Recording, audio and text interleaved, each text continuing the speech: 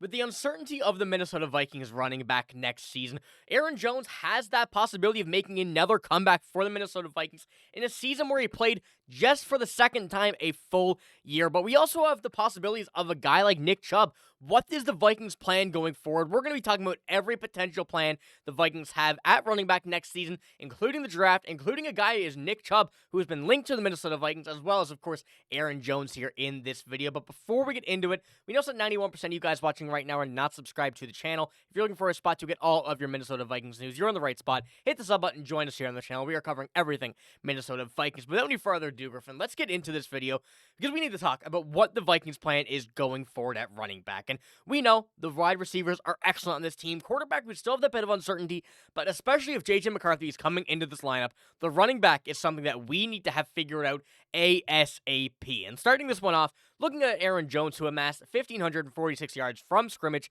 and 7 touchdowns during his first season with the Vikings, and offered that production at a cost of just $7 million on that one-year deal. The outcome was excellent, and his value is even more impressive given the minimum hit to the Vikings salary cap. Spotric projects that Jones is worth $5.6 million on a one-year deal, which I find pretty crazy that he's not making more than $7 million after staying healthy for a full season. And the way that he produced with the Vikings was incredible, and they could not have asked for very much more, which would easily clear a path for the Vikings to re-sign the former Green Bay Packers star if that path the Vikings wanted to travel. And of course, this is one that I think a lot of people are in discussion. Will Aaron Jones be back? Will it be someone else? Will it be Ashton Jeanty by some possibility of the imagination? Will it be Cam Scadaboo? Will it be, Nick Chubb? Will it be any of these other guys? Will Cam Akers take a step in as running back one? Let's hope not on that sense, but the Vikings do have a lot of options, especially with what we've been mentioning the past few videos with J.J. McCarthy, how good he was with his running backs and how much he used them in Michigan while still being able to throw the ball. This is going to be something very interesting that Kevin O'Connell is definitely going to want to explore. And we know Kevin O'Connell, definitely that quarterback whispering coach. He will make J.J. McCarthy throw the ball. He will get him to throw that ball really well. But we also know that you can never go bad with a good running back, and that's one that we need to discuss here today. Now, Griffen, of course, with Aaron Jones being on that free agent list and being the top really free agent running back available, there's going to be a lot of teams after him, and the Vikings are not going to have the easiest chance of re-signing him. Aaron Jones, of course, said that he would love to end his career in Minnesota, but if he gets a lot of money somewhere else, it's kind of hard to pass up on that. So with all the uncertainty going at running back next season, what do you think we're going to be looking at with the Vikings here, at least in the offseason and the coming seasons? It does bode well that they're projecting him at only 5.6 when he came in on a 7 million deal and he performed the way he did. So having that as his baseline is really good. However, a lot of teams are probably going to try and match what he was getting paid this year just to try and get an extra surety just to get him over there. However, if it's one of those cases where he is able to take a pay cut, maybe take a little bit less money instead of going to another team, because I don't see, unless it's a contender that is also with the Vikings, he's not going to want to go somewhere where he's going to have to jeopardize that. He's getting up there in age. He wants to win a Super Bowl. He got so close so many times with Green Bay and their playoff runs that they had, and he feels like, hey, I can still go out and get one. I'm still young. He put up 1,500 yards, got a decent amount of touchdowns. He was stymied a bit there towards the end. I know the health was a bit of up and down, but he still played all year. So there was a lot of things that he was still proving, not only to himself, but also to others that had those doubts when he came over to the Vikings. And he said that how much he loves playing for this team. Like you said, he wants to end his career here. And if it's to take a little bit less money to do that, but win a Super Bowl, it would be awesome if he can do that. However, if they have to move on from him, I think the options are still out there, but this is a team that revolves around the running game. We saw it when they had Adrian Peterson, when that transitioned from Adrian Peterson through Matt Asiata to Toby Gerhart to all the way into Dalvin Cook when we found him. And then we hit a bit of a rough patch there when we were transitioning from him to Alexander Madison, Ty Chandler, and now Aaron Jones. So if we're going to have to go through another transition period, find a guy that is going to be like that next Dalvin Cook or that next Adrian Peterson instead of bringing in someone that might be too old. However, that said, if it is Nick Chubb and he's back to his prime self, like we're going to cover here in a second, that's something worth looking into as well.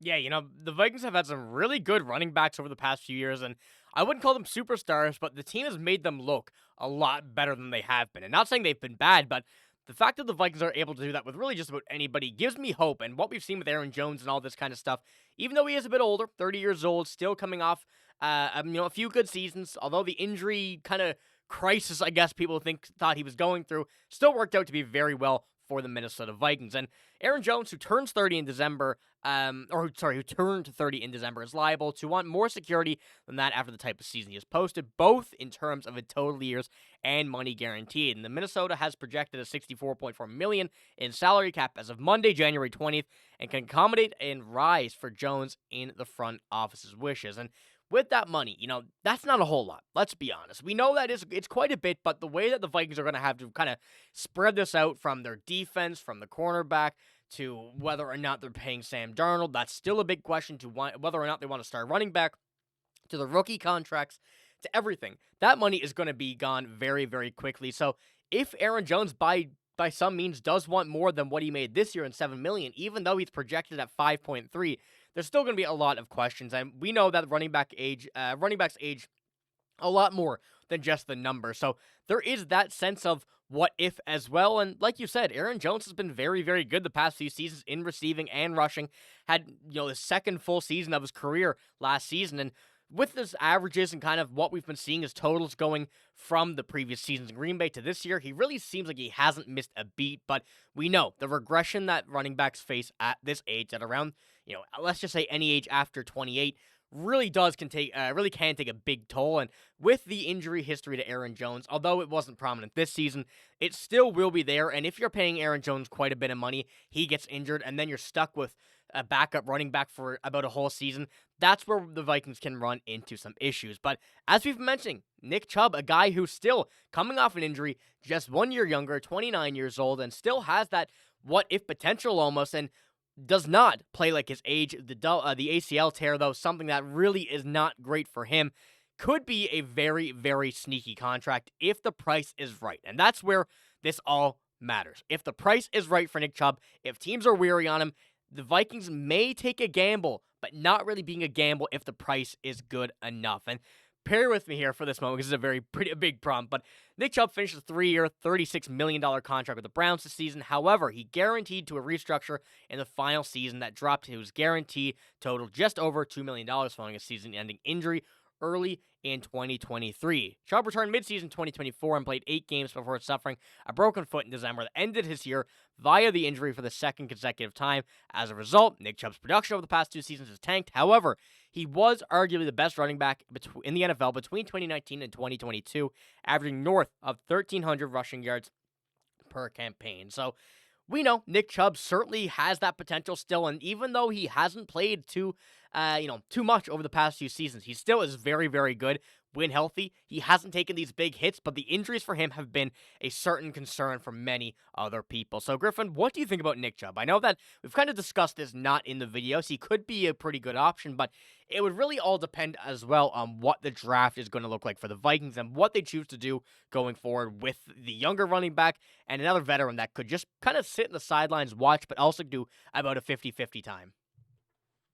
Yeah, I really think that whoever Minnesota signs as that running back is going to be very indicative of who they try and go out and draft based on the style of running back that they go out and get. If they go and get a guy like Aaron Jones, they're probably looking for a power back like Cam Scadaboo or Caleb Johnson. If they go out and get a guy like Nick Chubb, they're probably going to try and go for a guy like Ashton Jeanty. So there's a lot of options that they're going to have as far as depending on which free agent running back they go for and how it implicates the draft. The thing with Nick Chubb, however, I'm right there with a lot of Vikings fans. I had him in fantasy this past season, hoping that he would just explode into the way that he was before the injury. Unfortunately, it didn't go that way. It wasn't really easy sledding. The 1 week that he did really blow up, I had him on my bench, unfortunately.